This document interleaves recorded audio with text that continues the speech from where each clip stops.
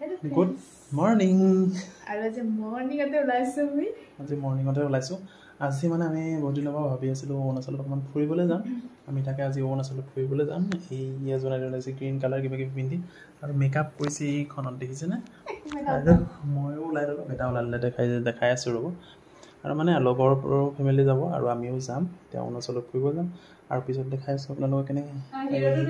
এইটো আমাৰ বেটা চশমাযোৰ পিন্ধি দেখাই দিয়ে আৰু বেটা আজি আমি ক'ত যাম